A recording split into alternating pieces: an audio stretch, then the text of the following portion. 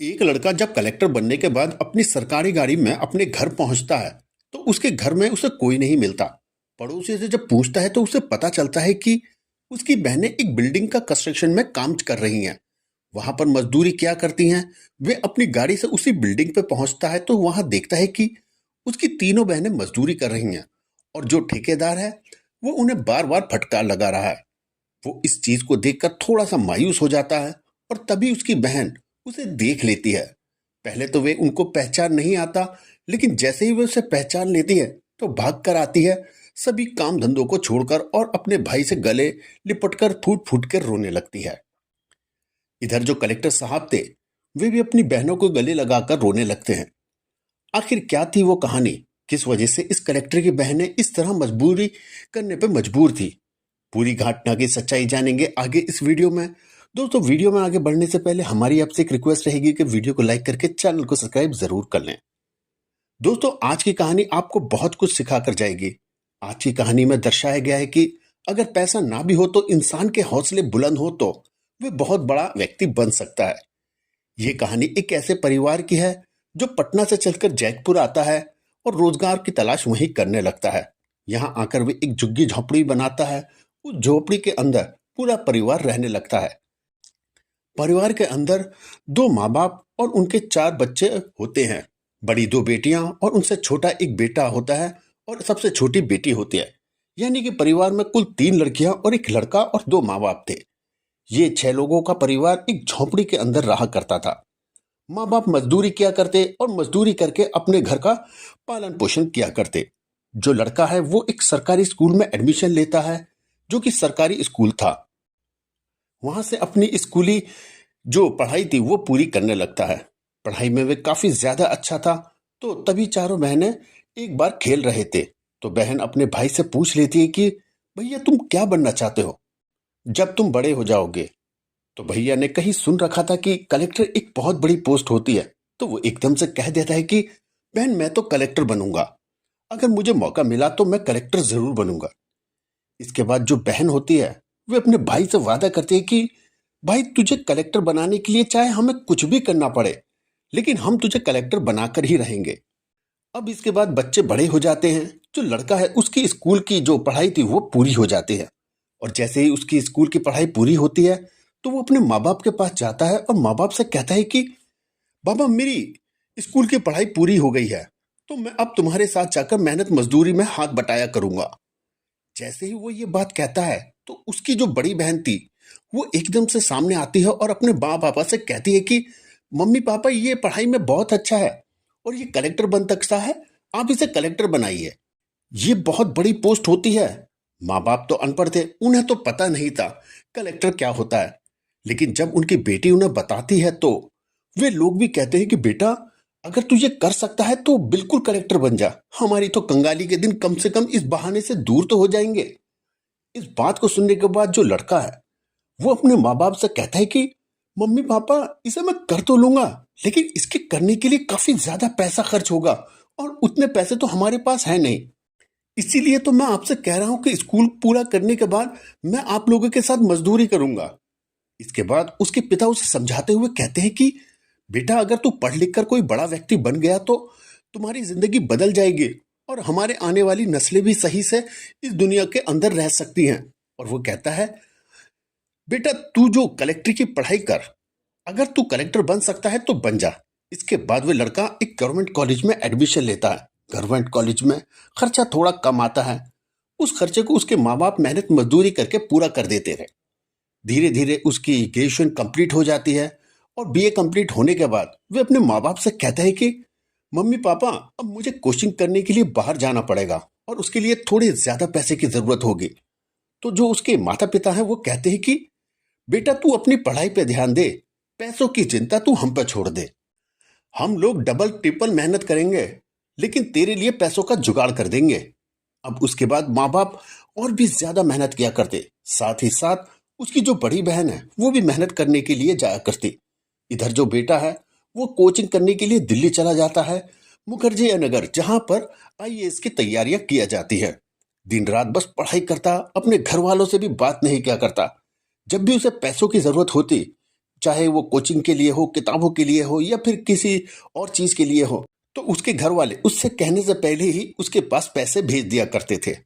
अब धीरे धीरे समय गुजरता है। लड़का बहुत ज्यादा मेहनत कर रहा था। उधर उसके माँ बाप भी दिन रात मेहनत कर रहे थे।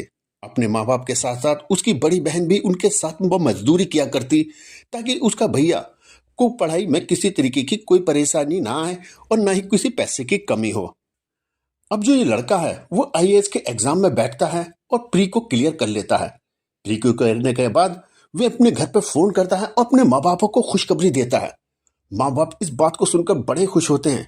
वे अपने बेटे को शाबाशी देते हैं और कहते हैं कि बेटा तू और आगे पढ़, अपना आगे का काम भी अच्छी तरह से कर। उसके बाद वो बताता है कि मुझे 2 एग्जाम और देने हैं, एक मेंस का और दूसरा इंटरव्यू, और इंटरव्यू के बाद मैं कलेक्टर बन जाऊंगा। अब इस बात को सुनकर माँ बाप उसे आशीर्वाद देते हैं और कहते हैं कि बेटा आगे पढ़ाओ, तुम्हें जो भी पैसे चाहिए हमें बता देना, हम लोग तुम्हारे पैसों का कैसे भी जुगाड़ कर देंगे। अब धीरे धीरे मेंस एग्जाम नजदीक आ रहा था। तभी उस दौरान उसके माँ बाप की एक कार एक्सीडेंट में मौत हो जाती है। अब जैसे ही उसके माँ बाप की कार एक्सीडेंट में मौत होती है, तो छोटी बहन एकदम से कहती है कि भैया को बता दो दीदी। लेकिन जो उसकी बड़ी बहन होती है वो एकदम से रुकती है। उसे पता था कि उसके भाई का दूसरा एग्जाम है और दूसरे एग्जाम में अगर वे ऐसी खबर सुनेगा तो उसका ध्यान पढ़ाई से हट जाएगा, और उसके बाद वे अपनी बहन को भाई को ना बताने के लिए बोलती है।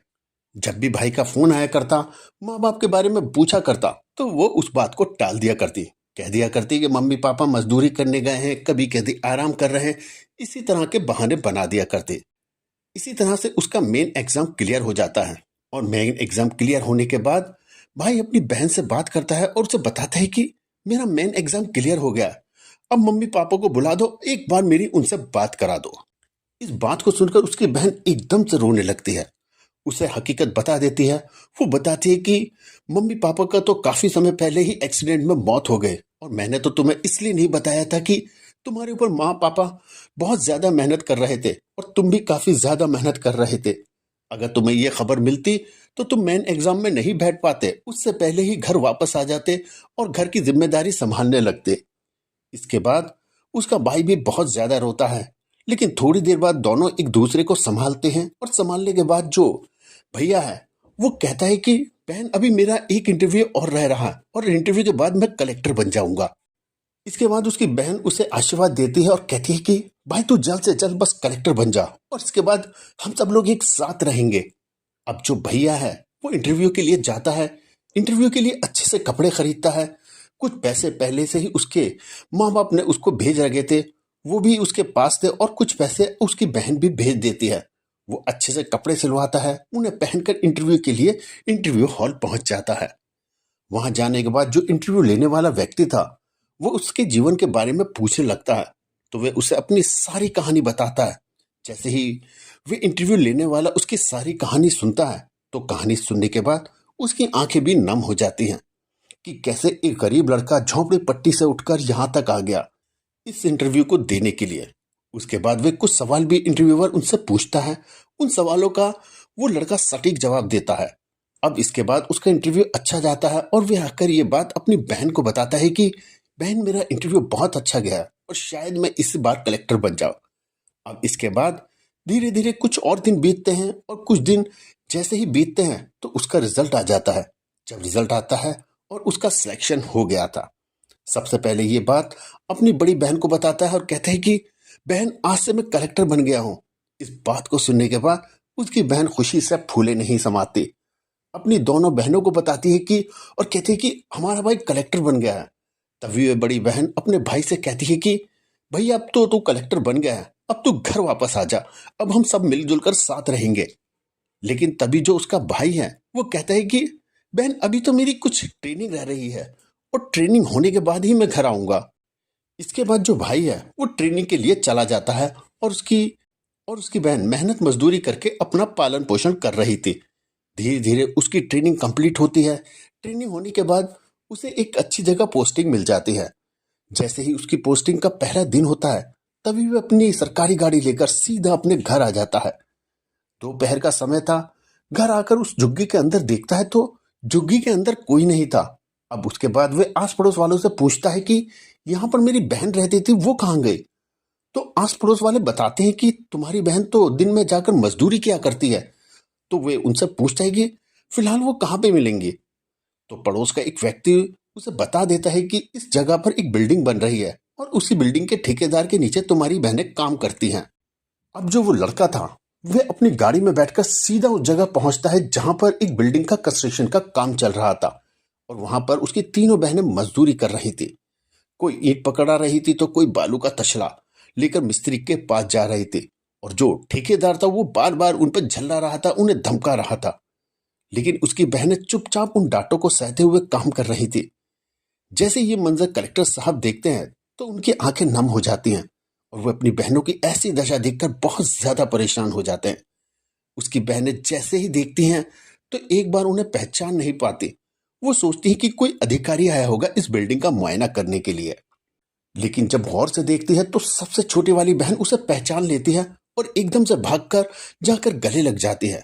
जैसे ही छोटी वाली बहन अपने भाई के गले लगती है तो और दोनों बहनें भी भागकर आती हैं और भाई को पहचान लेती हैं और गले लगकर फूट फूट कर रोने लगती हैं। इधर जो उनका भाई था वही भी उन्हें गले लगाकर जोर जोर से रोने लगता है। और दोस्तों इसके बाद वे अपनी बहनों को गाड़ी में बिठाकर वो लोग रहा करते थे वहां लेकर आ जाता है। वहां कलेक्टर साहब के साथ वो तीनों बहनें आती हैं तो बस्ती के और भी जो लोग थे वो बड़ा ही आदर सम्मान करते हैं, फूल मालाओं से उनका स्वागत करते हैं। इसके बाद वो अपनी बहनों से कहता है कि बहनों जो भी तुम्हारे कपड़े हैं उनके अपने साथ ले लो। अब इसके बाद हम लोग यहाँ पर नहीं रहेंगे क्योंकि कलेक्टर साहब को एक सरकारी क्वार्टर मिला हुआ था। तो उसी क्वार्टर के लिए वे अपनी बहनों को वहां से बिठाकर अपने साथ ले जाते हैं। अब उस सरकारी आवास के अंदर वे लोग कुछ दिन रहते हैं और कुछ दिन रहने के बाद वे भाई अपनी सबसे बड़ी बहन के लिए एक लड़का ढूंढता है। लड़का भी एक अफसर था और उसी अफसर से अपनी बहन की शादी करवा देता है। बड़ी बहन की शादी करवाने के बाद वह छोटी बहन के लिए एक अच्छा सा लड़का ढूंढता है और उसकी भी शादी करा देता है। अब इसके बाद बचती है तीसरी वाली बहन जो सबसे छोटी थी। जैसे ही वो उसकी शादी की बात करता है तो वो बहन कहती है कि भैया मैं बाद में शादी करूंगी, मैं आपसे छोटी हूं और आप ऐसा कैसे कर सकते हो, पहले आपकी शादी कर लो, नई नई भाभी आएंगे उसे भी तो सब चीजें बताने के लिए यहाँ पे कोई होना चाहिए ना। तभी वो भैया अपनी बहन को समझाते हुए कहता है कि बहन आजकल की औरतें ऐसी होती हैं कि तुम्हारा जीना दुश्वार कर देंगी। उसके आने के बाद क्या पता मैं तुम्हारी शादी कर पाऊं या ना कर पाऊं। क्योंकि वो कलेक्टर था दोस्तों, उसे सब चीज के बारे में पता था कि आजकल किस तरह की महिलाएं होती हैं। तो वो ऐसा कहकर अपनी बहन को समझाता है और समझा बुझाकर उसके लिए एक अच्छा सा लड़का देखता है और उसके बाद उसकी शादी कर देता है। अब कलेक्टर साहब अपने काम को अच्छी ईमानदारी से करते हैं और धीरे धीरे करके 2 साल का समय गुजर जाता है। अब तीनों बहनों ने मिलकर उसके लिए एक अच्छी सी लड़की ढूंढी। लड़की काफी खूबसूरत थी, होनहार थी और बहुत ही ज्यादा खूबसूरत थी। वे उस लड़की का फोटो अपने भाई को दिखाते हैं, कहते हैं कि भाई ये लड़की हमने तुम्हारे लिए ढूंढी है। उसके बाद उनका भाई उस फोटो को देखता तक भी नहीं और एकदम से कह देता है कि बहन तुमने जो लड़की मेरे लिए ढूंढी होगी वो अच्छी ही होगी। अब मैं फोटो देखकर क्या करूंगा, तुम्हें जो पसंद हो उससे मेरी शादी करा दो और जो भी लड़की तुमने ढूंढी होगी वो मेरे लिए एकदम बेस्ट होगी। इसके बाद तीनों बहनें मिलकर अपने भाई की अच्छी तरह से धूमधाम से शादी करा देते हैं। शादी होती है, नई दुल्हन घर आ जाती है और जो कलेक्टर साहब की पत्नी आई थी वे बड़ा ही सम्मान किया करती उनकी बहनों का और उसका भी। घर पे अगर कोई आ जाता उसके भी बहुत अच्छी तरह से खातिरदारी किया करती। तो दोस्तों कलेक्टर साहब का घर अब अच्छी तरह से बस गया था। तो दोस्तों ये थी आज की कहानी जहां बहनों ने मजदूरी करके बचपन के एक वादे को निभाकर अपने भाई को कलेक्टर बनाया। तो दोस्तों क्या कहना चाहेंगे आप कलेक्टर साहब के बारे में, क्या कहना चाहेंगे उनकी बहनों के बारे में? आपकी जो भी राय हो कमेंट्स बॉक्स में जरूर बताएं और वीडियो अच्छी लगे तो वीडियो को लाइक करके चैनल को सब्सक्राइब जरूर करें।